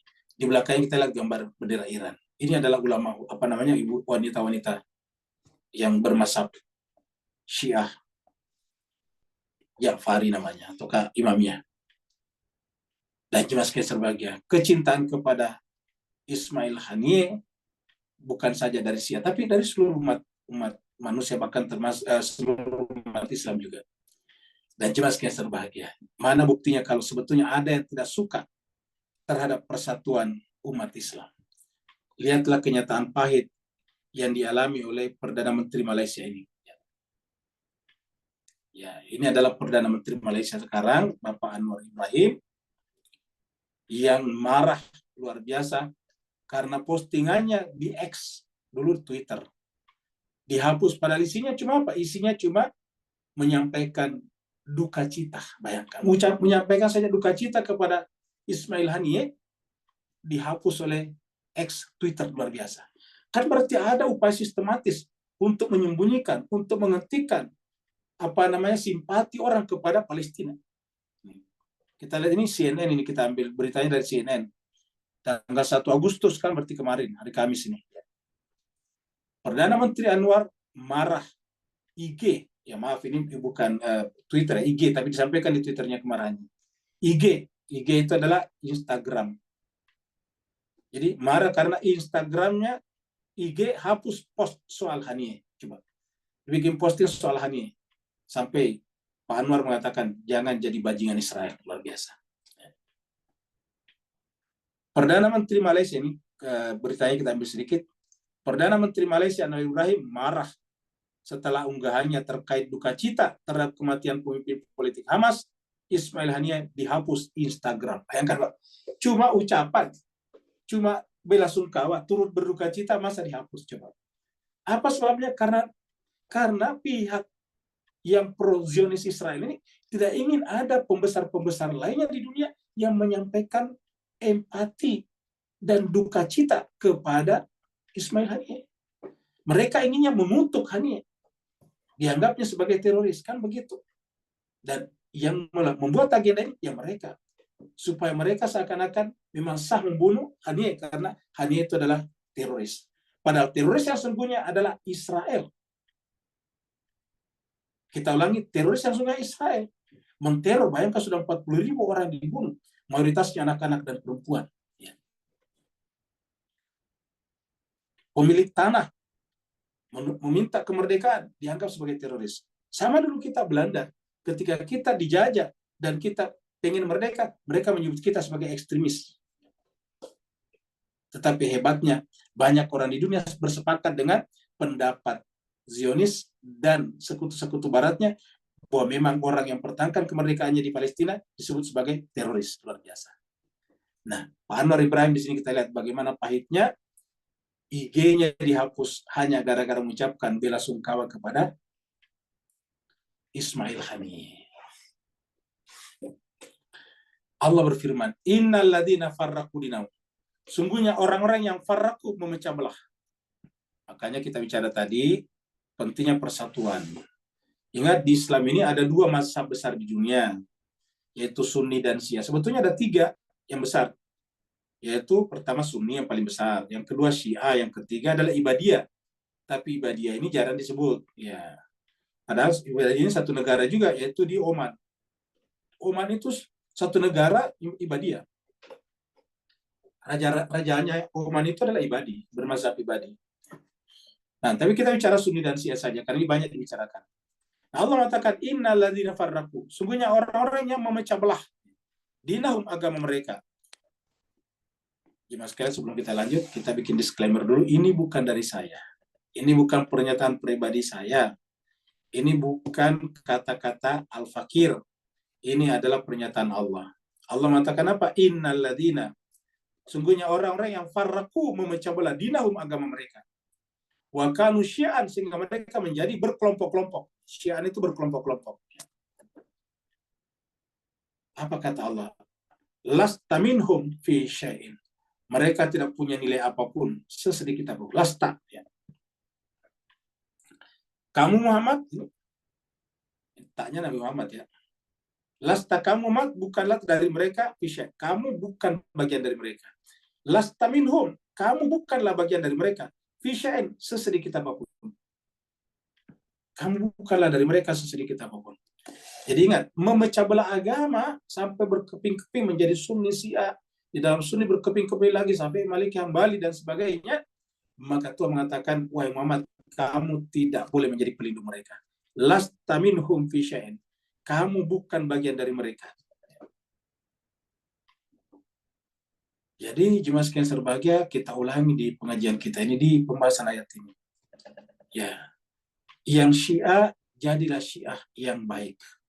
Amalkanlah Syiahnya dengan sebaik-baiknya, terutama relasinya dengan sesama. Jangan justru karena sudah jadi Syiah mengisolasi diri, ya, mengeksklusifkan diri, sehingga kemudian tidak ada kontak dan komunikasi dengan pihak luar. Ya. Syiah tetap harus berkomunikasi dengan, jangan justru mengeksklusifkan diri. Yang kedua, kalau Anda Syiah, kalian Syiah, jemaah sekalian yang Syiah, maka jangan melakukan apa yang disebut dengan misionarisme di tengah-tengah Sunni. Kita tidak diberikan kewajiban oleh Tuhan, oleh para imam untuk mensyiahkan orang Sunni. Karena jemaah sekalian berbahagia, pindahnya seseorang dari mazhab satu ke mazhab lain, agama satu ke agama lain, itu bukan perkara gampang. Itu adalah pencarian setiap orang. Lihatlah misalnya di Iran, yang mayoritas Syiah. Di sana tetap pada Sunni, bahkan ada pesantren, pusat pesantren Sunni di sana yang terbesar, namanya pesantren Gorgon, daerah Gorgon. Artinya apa? Walaupun mereka tinggal di tengah-tengah Syiah, yang ulama Syiahnya banyak, ya tetap aja Sunni. Kenapa? Ya karena mereka masih yakin dengan Sunninya. Tidak segampang itu mensyiahkan orang. Begitu juga yang ada misalnya di Saudi, Syiah di sana cuma 30%.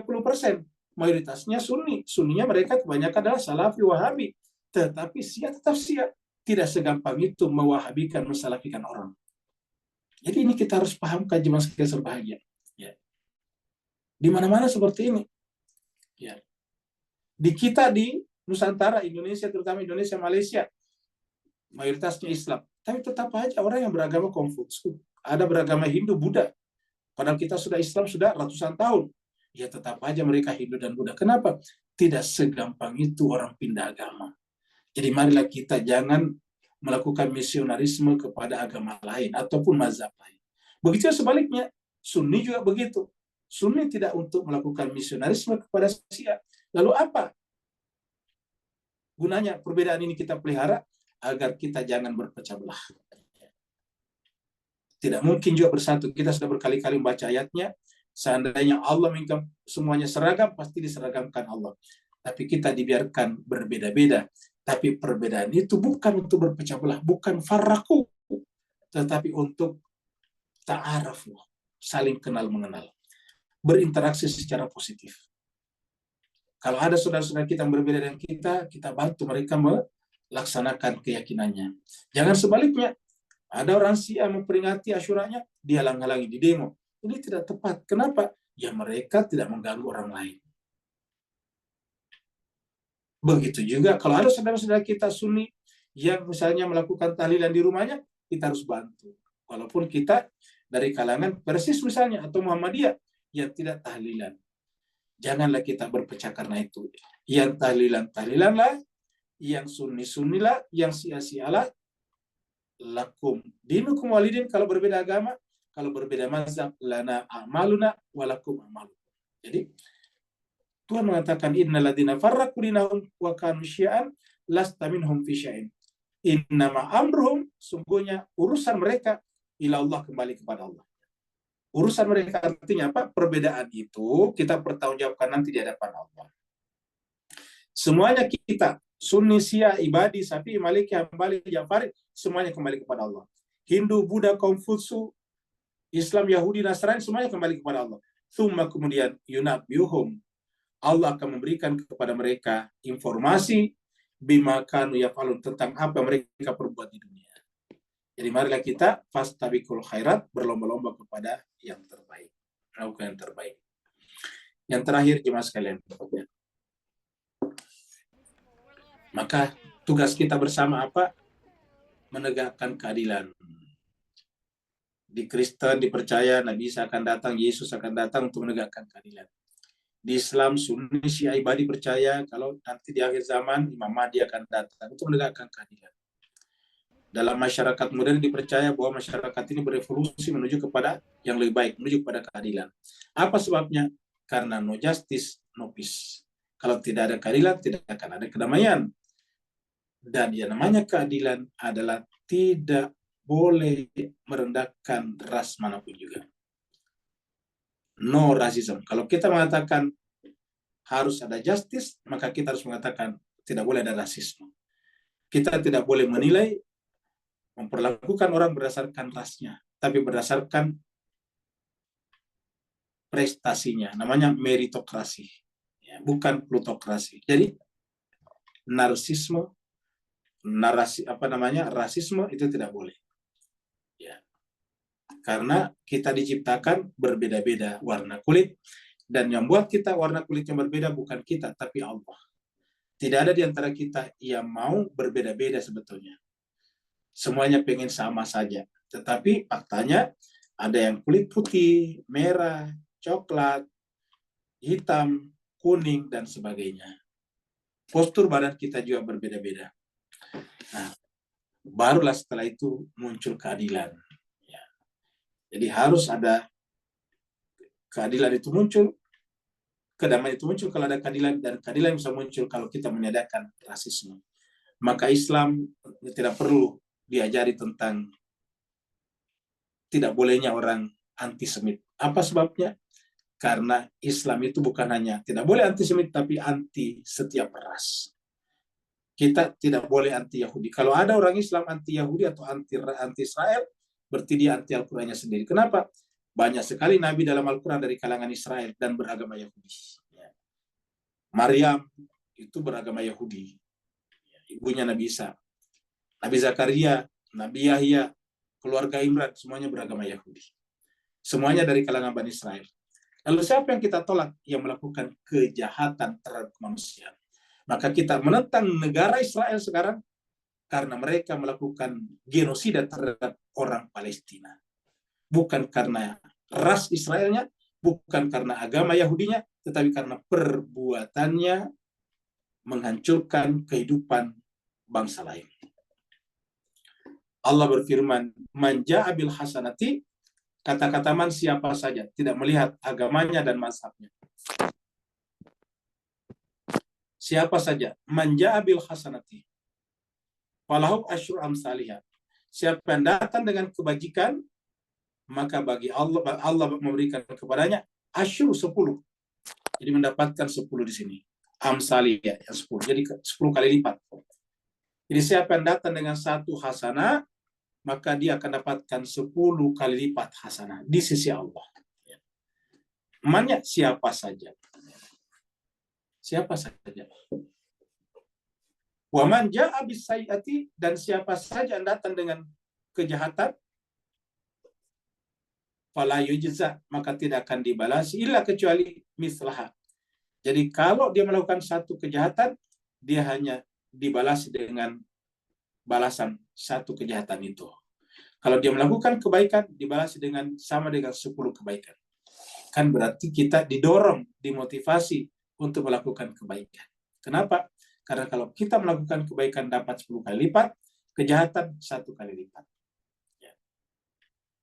Wahum la yuzlamun, dan mereka tidak mungkin dizalimi. Wahum la yuzlamun. Jadi jemaah sekalian berbahagia, kata-kata man di sini, man di sini menunjukkan siapa saja. Contohnya misalnya ada Nasrani yang memberikan tempat kepada rombongan keluarga Nabi yang dibawa ke Damaskus. Gereja, jadi Nasrani itu pendeta Nasrani, memberikan tempat di dalam gereja untuk istirahat. Dan kepala Al-Husain ada di sana. Dia beragama Nasrani. Apakah kita mengatakan dia tetap buruk karena dia Nasrani? Sementara Yazid yang mengaku Islam telah membunuh keluarga Al-Husain. Secara formal, Yazid adalah Islam. Apakah kita akan mengatakan bahwa Yazid tetap lebih baik daripada pendeta Nasrani tersebut hanya karena pendeta Nasrani bukan Islam? Apakah kita mengatakan bahwa Yazid tetap lebih baik daripada pendeta itu hanya karena dia Islam, padahal dia telah melakukan kejahatan yang luar biasa?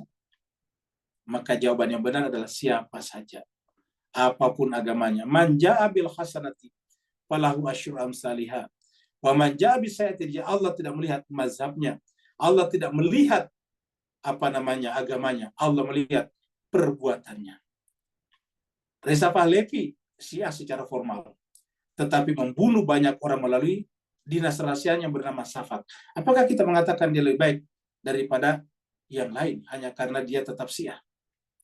Jawabannya, Tuhan mengatakan bukan dilihat mazhab dan agamanya, tapi man ja'a bil hasanati falahu asyru amsalihha wa man ja'a bis sayyi'ati fala yujza illa mislaha. Maka oleh sebab itulah, marilah kita berlomba-lomba untuk melakukan yang terbaik. Fastabiqul khairat, seperti yang dikatakan dalam surat Al-Maidah ayat 48. Jemaah sekalian berbahagia, kita tidak bisa lagi membuka ayat-ayat pembanding karena waktu kita sudah hampir habis. Mohon maaf ini kepanjangan ya. Mudah-mudahan bermanfaat. Kalau benar dari Allah dan kalau ada kekurangannya dari kekurangan pribadi Al-Fakir, nanti kita juga doakan teman-teman kita dari pohon-pohon ada yang tumbang, buah-buah durian banyak yang berjatuhan. Ya, semoga saja mereka semuanya diberikan perlindungan dan keselamatan dari Allah SWT lahir dan batin. Yang mau bertanya dipersilakan. Assalamualaikum Ustaz. Waalaikumsalam warahmatullahi wabarakatuh. Silakan Pak Nur.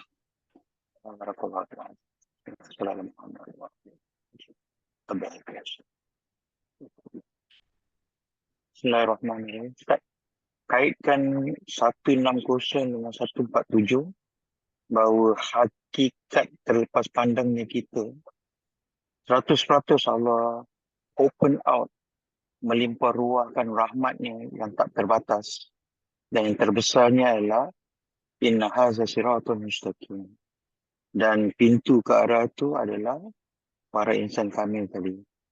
Maka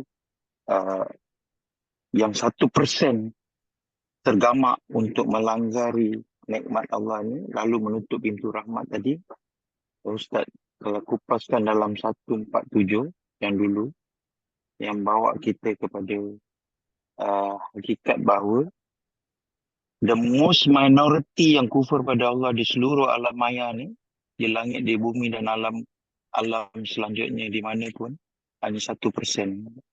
Cuma yang sedangkan yang 1% kat muka bumi ni yang Ustaz kupakan tadi, maka apakah tak layak jahanam tadi pada orang kafir, itulah 1% yang digembar-gemburkan sebagai majoriti. Beri pencerahan Ustaz? Afwan. Baik, jemaah sekalian berbahagia, di surat Al-An'am ini kalau tidak salah juga kita sudah lewati dulu ayat yang mengatakan bahwa kalau kamu ikuti kelompok orang banyak, nanti kamu dibuat tersesat. Artinya bahwa benar tidaknya sesuatu bukan ditentukan oleh besar atau majority atau tidaknya. Yang namanya kebenaran tidak harus majority.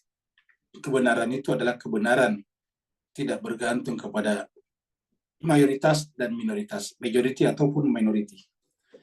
Nah, intinya adalah bahwa kebenaran itu bisa dilakukan oleh siapapun walaupun dia sedikit. Maka ancaman Allah bukan kepada minoritas tetapi kepada para pendusta. Allah mengatakan fa'in kadzabuka, apabila mereka mendustakan kamu Muhammad. Ini ayat 147 sebelumnya tadi yang diminta Pak Nur. Fa'in kadzabuka, apabila mereka mendustakan kamu Muhammad. Kaknya Nabi Muhammad ya. Apakah lantas kita harus marah, mengamuk? Tidak perlu. Ya. Tadi kan sudah disampaikan juga di ayat-ayat terakhir, semuanya kita dikembalikan kepada Allah tadi. Siapapun kita, apapun agama, ras kita, ujung-ujungnya kembali kepada Allah.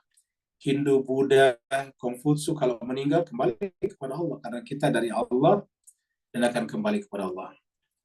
Yahudi, Nasrani, Islam kalau meninggal kembali kepada Allah. Syafi'i, Maliki, Hambali, Hanafi, Jafari, Imami kalau meninggal kembali kepada Allah. Jadi tidak ada di antara kita yang bisa lari daripadanya. Maka oleh sebab itulah karena kita akan kembali kepadanya, nanti Allah yang akan menentukan di sana.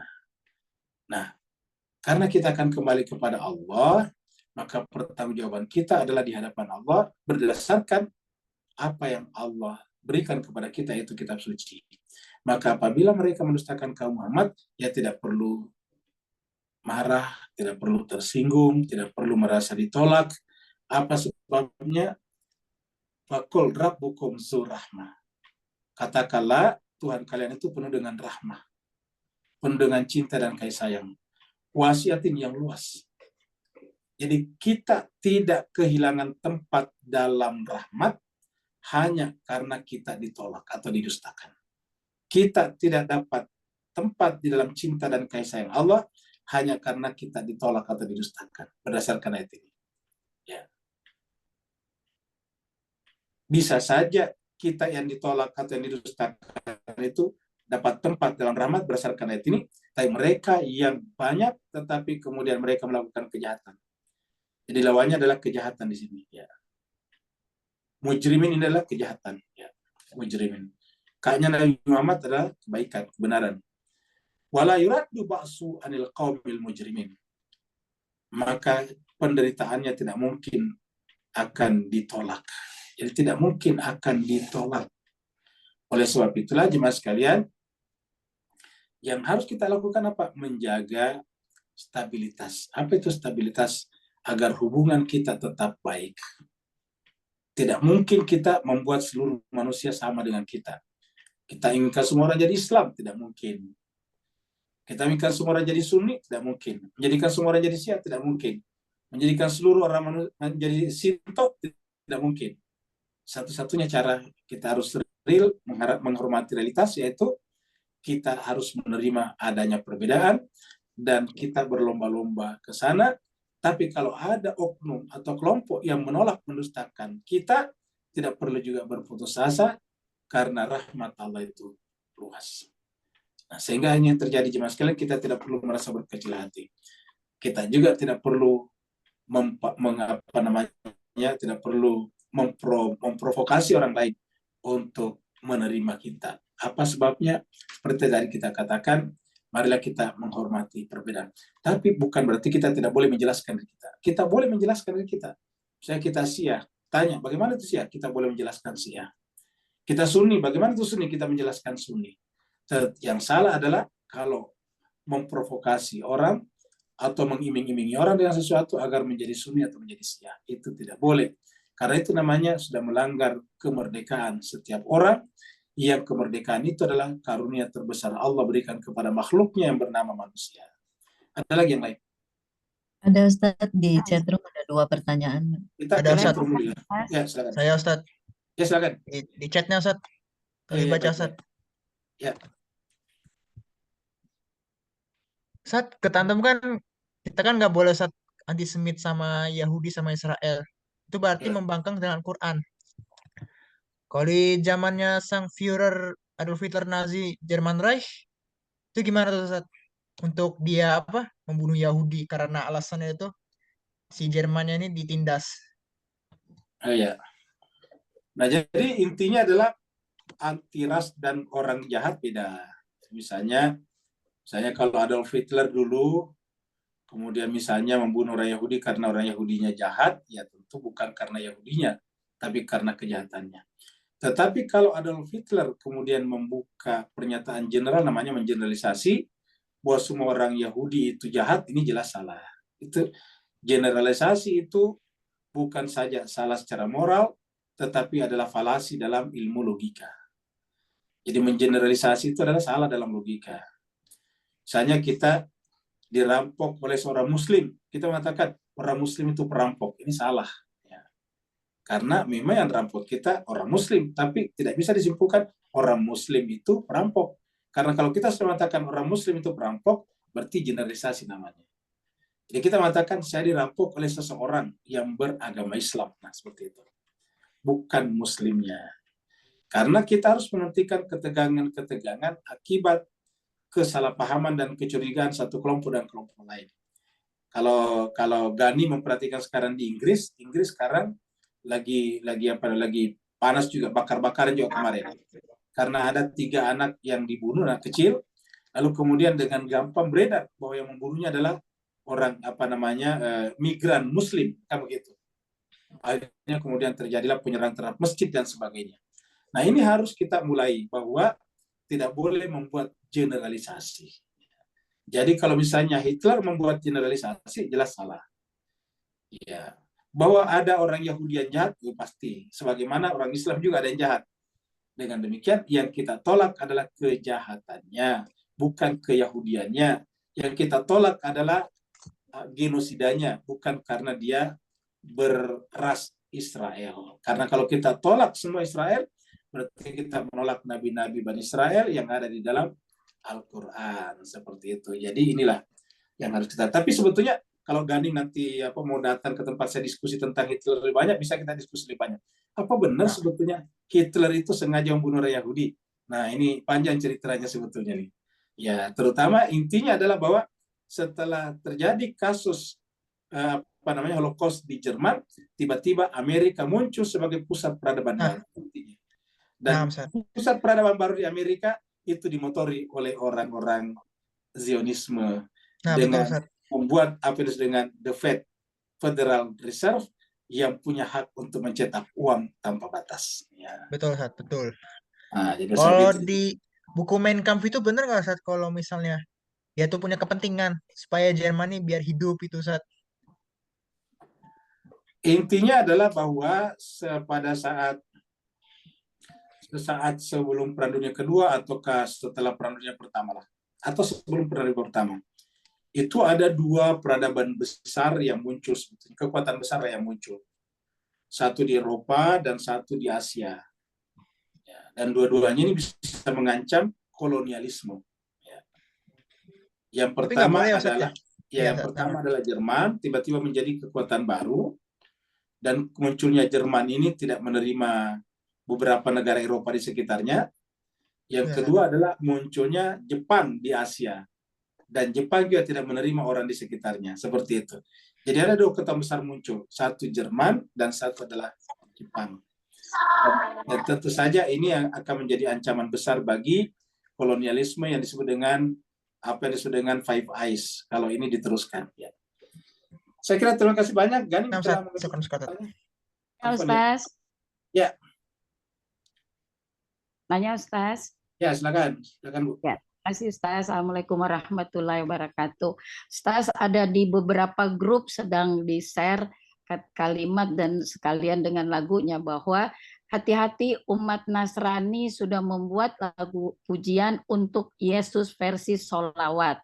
Mohon viralkan agar umat Islam yang awam tidak terkecoh. Dan share berulang-ulang supaya di tanah air pedesaan umat Islam tidak tertipu. Pertanyaannya, Ustaz, dengan seperti ini, apakah ini menjadi ancaman atau kita yang sudah banyak mendapat ilmu kajian dari Ustaz berpikir bahwa memang di saat di akhir zaman nanti Allah menyatukan seluruh agama? Mohon penjelasan, Ustaz. Ya, baik. Jadi Jemaah sekalian berbahagia, sebetulnya yang seperti ini dari dulu selalu ada. Dulu saya masih ingat waktu masih di kampung, di SD dulu, masih kecil sekali. Dulu belum ada WhatsApp, apalagi internet tentunya. Dulu kopian yang penjaga kuburannya Nabi, mungkin bapak-bapak, ibu-ibu yang sudah berusia sekarang, dalam bentuk kopian biasanya tuh ada beredar tuh bahwa ini adalah Nabi menyatakan kiamat dan sebagainya, selamat daripada malapetaka. Semua orang harus memperbanyak kena malapetakanya itu. Yang disebutkan sama Ibu Andi tadi, untuk umat sebetulnya bahwa Nasrani sudah membuat seperti ini. Dia mengatakan bahwa Nasrani itu sudah membuat ditambahkan satu surat dan sebagainya. Jadi faktanya, jadi menurut hal-hal seperti diedarkan, diapakan untuk kita umat Islam itu terdeviasi dari agenda utama kita. Jadi agenda utama kita. Apa agenda utama kita umat? Satu adalah memenangkan saudara-saudara Palestina, yang kedua membangun peradaban Islam. Hanya ada dua peradaban Barat yang di Inggris dan sebagainya. Dari timur muncul peradaban yang dipimpin sekarang, tadinya Jepang, sekarang. Nah, bagaimana dengan Islam? Jadi ini menurut besar kita, satu adalah persatuan, terutama di kalangan umat Islam. Yang kedua adalah menangkan saudara-saudara kita di Palestina. Yang ketiga, peradaban alternatif selain daripada yang sudah ada di Eropa, yang sudah ada di Cina. Meruntuhkan apa yang ada di Eropa, bukan meruntuhkan, tapi membuat peradaban alternatif. Seperti itu, Bu Andi. Lebih baik fokus utama kita. Terima kasih. Sama-sama, Bu Andi. Ya. Dari Pak Burhan tadi. Pak Burhan. Dari Pak Burhan. Ini Pak Burhan. Ayat terakhir tadi amat penting dielaborasi. Pemahaman berproksi ke arah pluralisme. Betul sekali. Ada tentang pentingnya. Yang pertama berbicara tentang toleransi, tapi mereka justru menyamarkan agendanya di dalam toleransi dan liberalisme, yaitu lagi-lagi bersikap permisif terhadap Israel. Seperti itu biasanya diam terhadap kegiatan Israel. Nah, agenda yang tersembunyi. Jadi berbicara tentang pentingnya toleransi, saling menerima tadi, karena seperti dalam Al-Quran dikatakan, surat Al-Hujurat ayat 13, ya ayuhan nasu inna khalaqnakum min dzakari wa untha wa ja'alnakum syu'uba wa qabaila li ta'arafu inna akramakum indallahi atqakum. Itu jelas sekali. Dimulai dengan wahai seluruh manusia, ya ayuhan nas, inna khalaqnakum, kami telah menciptakan kalian, min dzakari wa untha, dari jenis laki-laki dan perempuan. Lalu kemudian terjadilah suku-suku, bangsa-bangsa, kelompok-kelompok tadi. Untuk apa tujuannya? Li ta'arafu, untuk saling kenal mengenal.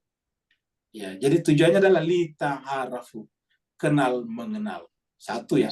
Yang kedua, dan dikatakan bahwa yang paling mulia di antara kalian bukan sukunya, bukan warna kulitnya, tetapi yang paling bertakwa. Inna akramakum indallahi atqakum. Yang kedua, Tuhan mengatakan kuntum khaira ummatin ukhrijat linnas. Kalian adalah umat terbaik. Siapa? Umat Islam. Untuk seluruh manusia. Apa tugasnya? Ta'muruna bil ma'ruf wa tanhauna 'anil munkar. Nah, dalam tanhauna 'anil munkar inilah kita harus melawan setiap pelaku kejahatan terhadap kemanusiaan, termasuk yang dilakukan Israel sekarang terhadap bangsa Palestina, terutama di Gaza. Jadi itulah. Jadi di sinilah bedanya antara pluralisme dengan pandangan Islam. Makanya kita tidak menyebut ini Islam liberal, tapi kita menyebut ini adalah Al-Quran. Al-Quran lah yang mengatakan begitu, sehingga pandangan kita bukan liberalisme Islam, juga bukan radikalisme Islam, tetapi pandangan tadabbur Al-Quran. Terima kasih banyak atas perhatian Bapak Ibu sekalian. Mohon maaf atas segala kekurangannya. Wa'alaikumsalam. Wassalamualaikum Permintaan warahmatullahi doa wabarakatuh. Ustaz dari Ustaz Syafi'i, istrinya masuk rumah sakit. Oh ya, mohon maaf ini nggak kebaca. Ternyata dibawa dari Ustadz kita, Ustadz Syafi'i Saleh tadi yang memimpin kita baca Al-Quran dan selalu memimpin kita kalau hari Jumat. Beliau ini punya istri dan agak kurang sehat ya, sakit ya. Kita lihat ini di chattingnya, ya semalam dimasukkan ke rumah sakit ya, karena ada infeksi di paru-paru. Ya, kita doakan semoga Allah SWT memberikan kesembuhan dengan kesembuhan yang terbaik kepada zaujah daripada Ustadz kita, Ustadz Syafi'i Saleh. Ibu Aliza. Siapa namanya? Ibu Aliza. Ibu Khadijah. Aliza. Oh, Ibu Aliza, betul. Ibu Aliza Awang ya. Jadi Ibu Aliza Awang yang sedang sakit, supaya diberikan kesembuhan dengan kesembuhan yang sempurna, kembali berkegiatan seperti sedia kala, bergabung dengan kita bersama dengan juga Ustadz Syafi'i Saleh. Kita doakan beliau dengan baca Fatihah dan selawat ala hadimiyah walikunatin salihah bihaqi Muhammadin wa ali Muhammad wa bihaqi Fatihah wa bisirril Fatihah bi mu'jizatil Fatihah bi hurmatil Fatihah, khususan untuk Ibu Aliza Awang yang masuk rumah sakit dan juga kejadian yang terjadi di Taiping. Semoga Allah selalu memberikan perlindungan kepada mereka di sana supaya tidak ada korban. Al-Fatihah ma'as salawat. Allahumma salli ala Muhammad wa ali Muhammad. Allahumma salli ala Muhammad wa ali Muhammad. Allahumma salli ala Muhammad wa ali Muhammad. A'udzu billahi minasyaitonir rajim. Bismillahirrahmanirrahim. Alhamdulillahirabbil alamin. Arrahmanir rahim. Maliki yaumiddin. Iyyaka na'budu wa iyyaka nasta'in. Ihdinas siratal mustaqim. Siratal ladzina an'amta 'alaihim ghairil maghdubi 'alaihim waladdallin. Amin. Wa'alafu minkum. Wassalamualaikum warahmatullahi taala wabarakatuh. Ustaz itu masih ada. Masih ada. Terima kasih. Terima kasih Ustaz. Ibu Ayu. Kita pertanyaannya Terima kasih Bu Ayu. minggu depan ya Bu. Ya, mulailah nanti minggu depan ya.